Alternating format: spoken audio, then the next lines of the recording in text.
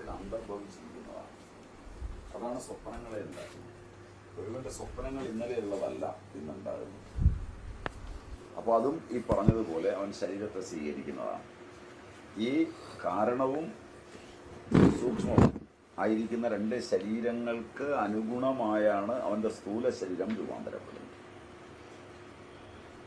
അപ്പോൾ ഇങ്ങനെ മൂന്ന് ശരീരങ്ങളും ഒരുവൻ എങ്ങനെയാണ് രൂപാന്തരപ്പെടുത്തുന്നത് അതൊരു ദൃഷ്ടാന്തം കൊണ്ട് പറയുകയാണ്. മനുഷ്യൻ എപ്രകാരമാണോ പഴയ വസ്ത്രങ്ങളെ ഉപേക്ഷിച്ച് പുതിയവയെ സ്വീകരിക്കുന്നത്.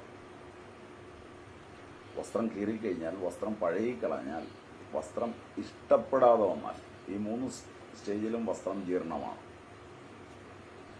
എനിക്ക് ആ വസ്ത്രം ഇഷ്ടമല്ല, അതുകൊണ്ട് അത് എന്നെ സംബന്ധിച്ച് ജീർണമായതുകൊണ്ട് അതിനെ ഉപേക്ഷിച്ച് വേറൊന്നിനെ സ്വീകരിക്കുന്നു. അപ്പം നല്ല ആരോഗ്യത്തോടെ ഇരിക്കുന്ന ഒരു ശരീരത്തോട് എനിക്ക് വെറുപ്പുണ്ടാകുമ്പോൾ ആ ശരീരം ഞാൻ ഉപേക്ഷിക്കും. അതാണ് പെട്ടെന്ന് വീണ് മരിച്ചു. കാരണം ആ സമയത്ത് ശരീരം വിടാനുള്ള അത്യധികമായ തൃഷ്ണയുണ്ട്. മറ്റുള്ളവരറിയണമെന്നില്ല. ഈ ശരീരത്തെ എനിക്ക് വേണ്ട, ഞാൻ മടുത്തിരിക്കുന്നു. ഈ ശരീരം കൊണ്ട് എനിക്കൊന്നും ഇനി ചെയ്യാനില്ല. ഈ ശരീരം മറ്റുള്ളവരൊക്കെ ഉപയോഗിച്ച് കീറിപ്പറിഞ്ഞിരിക്കുന്നു. ഞാൻ ചെയ്താത്ത കർമ്മങ്ങളിലും കാര്യങ്ങളിലും ഒക്കെ പോയിരിക്കുന്നു. ആരോഗ്യത്തോടുകൂടി ഇരിക്കുമ്പോഴും ഞാൻ ഈ ശരീരം വിടുകയാണ്. അത്യുത്കടമായ ആഗ്രഹം ആ ശരീരത്തോട് ഉള്ളത് വിടുമ്പോൾ നേരെ ആ ശരീരം പോയിട്ട് വേറൊരു ശരീരം വരുന്നു. രണ്ട്, ആ ശരീരം വാർദ്ധക്യം വന്ന് ജീർണിച്ചിരിക്കുന്നു. അപ്പോൾ സ്വഭാവേന ആ ശരീരം ഉപേക്ഷിച്ചേ മതിയാവും. സ്വാഭാവികമാണ് വാർദ്ധക്യം, അത് രോഗമല്ല. അതുകൊണ്ട് ആ ശരീരത്തെ ഉപേക്ഷിക്കുന്നു. രോഗം എവിടെയെങ്കിലും കുത്തിക്കീറിപ്പോയിരിക്കുന്നു. അപ്പോൾ കീറിയ വസ്ത്രം അണിഞ്ഞ് നടക്കാനായിട്ട് താല്പര്യമില്ല. അതുകൊണ്ട് കീറിയ വസ്ത്രത്തെ കളയാനായിട്ട് ആഗ്രഹിക്കുന്നു. എവിടെയെങ്കിലും ഒരു രോഗം വന്നു, എന്തെങ്കിലും ഒരു ബുദ്ധിമുട്ട് വന്നു, അപ്പോൾ ശരീരത്തോടുള്ള താല്പര്യം അത് കളഞ്ഞിട്ട് പുതിയൊരു ശരീരം കിട്ടാനുള്ള അത്യധികമായ ആഗ്രഹമായി. അപ്പോൾ ഇപ്രകാരം വസ്ത്രത്തോട് ഉപമിച്ച് പറയുകയാണ്.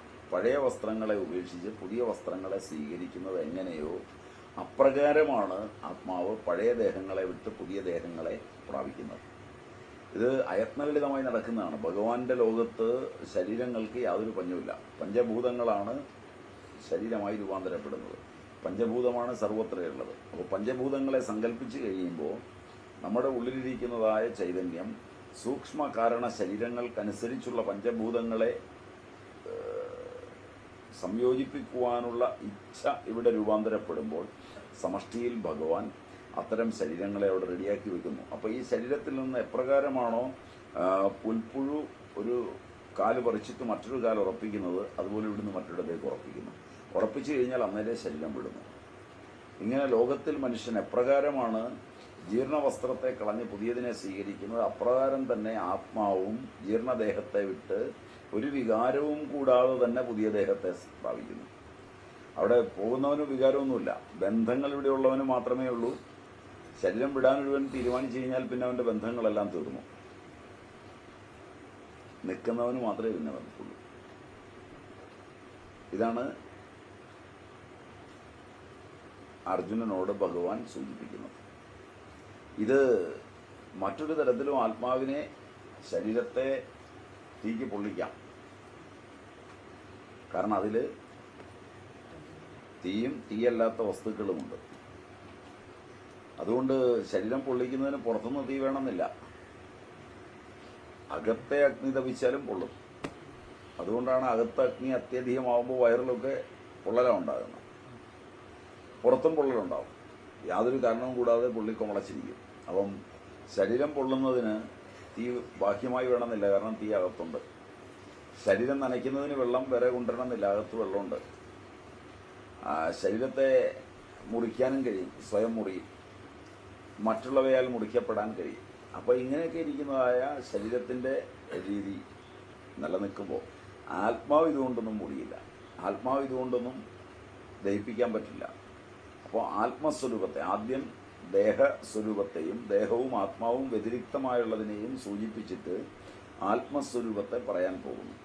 നൈനം ചിന്തന്തി ശസ്ത്രാണി നൈനം ഛിന്ദന്തി ശസ്ത്രാണി നൈനം ദഹതി പാവകഃ നൈനം ദഹതി പാവകഃ ന ചൈനം ക്ലേദയന്ത്യാപോ ന ചൈനം ക്ലേദയന്ത്യാപോ ന ശോഷയതി മാരുതഃ ന ശോഷയതി മാരുതഃ നൈനം ചിന്തന്തി ശസ്ത്രാണി നൈനം ഛിന്ദന്തി ശസ്ത്രാണി നൈനം ദഹതി പാവകഃ നൈനം ദഹതി പാവകഃ ന ചൈനം ക്ലേദയന്ത്യാപോ ന ചൈനം ക്ലേദയന്ത്യാപോ ന ശോഷയതി മാരുതഃ ന ശോഷയതി മാരുതഃ ശസ്ത്രാണി ഏനം ന ചിന്തന്തി പവകഃ ഏനം ന ദഹതി ആപ്ത ഏനം ന ക്ലേദയതി മാരുതഃ ഏനം ന ശോഷയതി ച.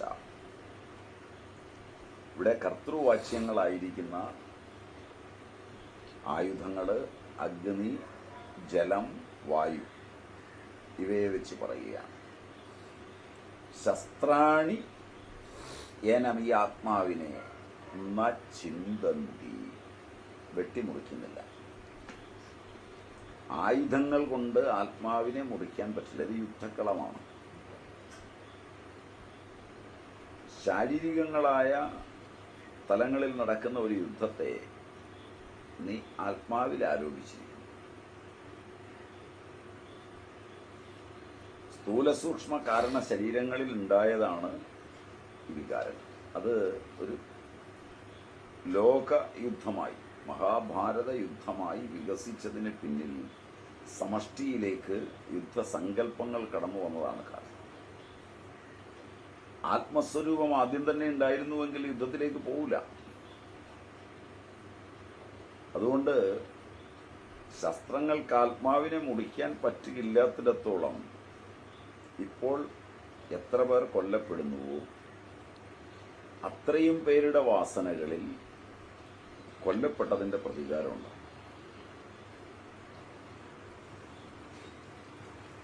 പുനർമരണത്തിനും പുനർഹിംസയ്ക്കും അവരെല്ലാം പുനർജനിച്ചു. അതുകൊണ്ട് ഈ കൊല്ലലുകൊണ്ടൊന്നും യാതൊരു പ്രയോജനമില്ല.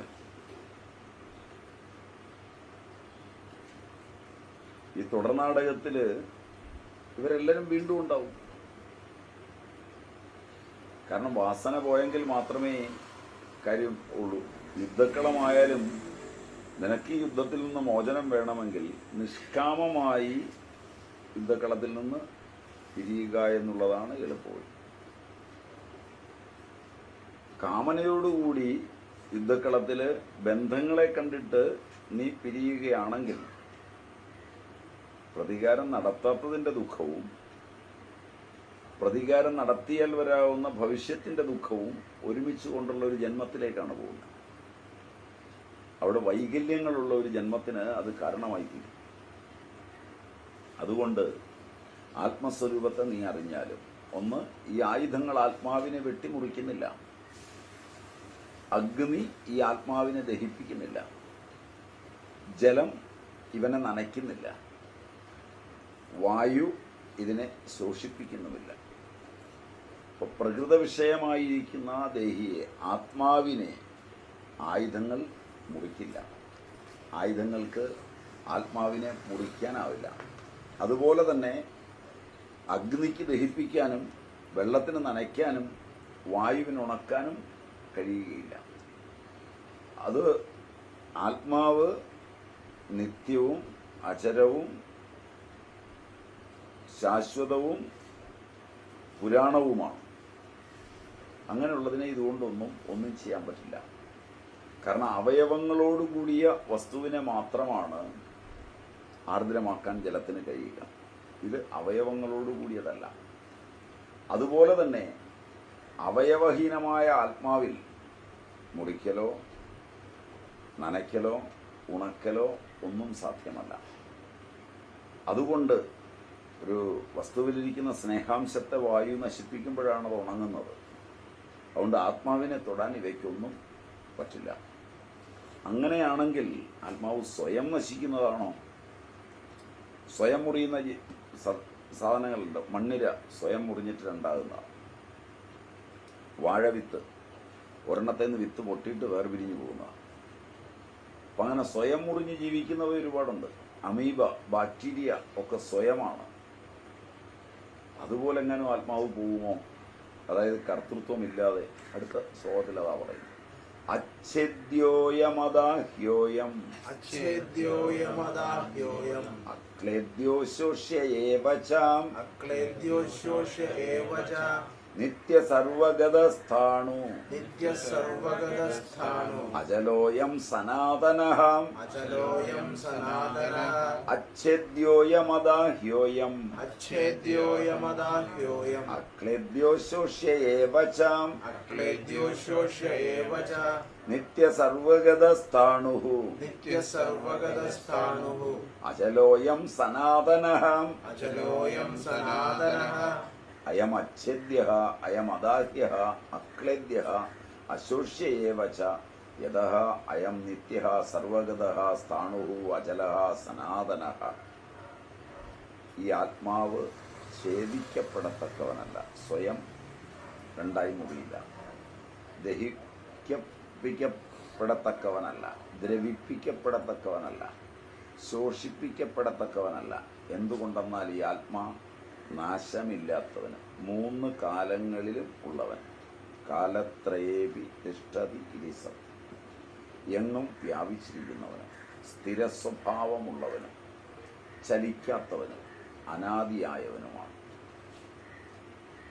ഇതാണ് ആത്മലക്ഷണം. അപ്പോൾ ഈ ആത്മാവ് ഛേദിക്കപ്പെടുന്നവനോ പെടത്തക്കവനോ ദഹിപ്പിക്കപ്പെടത്തക്കവനോ ദ്രവിപ്പിക്കപ്പെടത്തക്കവനോ ശോഷിപ്പിക്കപ്പെടത്തക്കവനോ അല്ല. അതായത് ആയുധങ്ങളുടെ, അഗ്നിയുടെ, ജലത്തിൻ്റെ, വായുവിൻ്റെ വികാരങ്ങളാണ് ഈ പറഞ്ഞത്. കാരണം അന്യോന്യം നാശകരങ്ങളായ വാള് തുടങ്ങിയ കരണങ്ങൾക്ക് ആത്മാവിനെ നശിപ്പിക്കാൻ കഴിയുന്നില്ല എന്നുള്ളതുകൊണ്ട്, സ്വയം മുറിയുന്നില്ല എന്നുള്ളതുകൊണ്ട് ആത്മാവ് നിത്യമാണ്. നിത്യത്വം ഹേതുവായിട്ട് ആത്മാ സർവവ്യാപിയാണ്. നിത്യമായൊരു വസ്തു സർവവ്യാപകമാണ്. സർവവ്യാപകത്വം കാരണം ആത്മാവ് സ്ഥിര സ്വഭാവമുള്ളതാണ്. അപ്പോൾ സ്ഥിര സ്വഭാവം കൊണ്ട് ആത്മാവ് ചലിക്കാത്തവനാണ്. അതുകൊണ്ട് ആത്മാ ചിരന്തനമാണ് എന്നുമുള്ളതാണ്. വായുവിനെ പോലെ എന്തെങ്കിലും കാരണത്തിൽ നിന്നുണ്ടാകാത്തതായതുകൊണ്ട് കാരണങ്ങളുടെ കാരണമാണ്. അപ്പോൾ ആത്മാവിൻ്റെ നിത്യത്വം, അവിക്രിയത്വം എല്ലാം സൂചിപ്പിക്കുകയാണ്. ഇവിടെ നേരത്തെ നമ്മൾ കണ്ടു തോന്നുന്നു. നേരത്തെ ശ്ലോകം 21 നമ്മൾ ഇത് കണ്ടിട്ടുണ്ട് വേറൊരു തരത്തിൽ. 21 ശ്ലോകത്തിൽ ന ജായതേ മ്രിയതേ വാ കദാചിത് നായം ഭൂത്വാ ഭവിത വാ ന ഭൂയഃ അജോ നിത്യ ശാശ്വതോയം പുരാണോ ന ഹന്യതേ ഹന്യമാനേ ശരീരേ എന്ന് കണ്ടിട്ടുണ്ട്. അപ്പോൾ ഒരു തരത്തിലും നാശമില്ലാത്തവനായ ആത്മാവിനെ അവിടെ ചൂണ്ടിക്കാണിക്കുന്നതിന് വേണ്ടിയാണ്.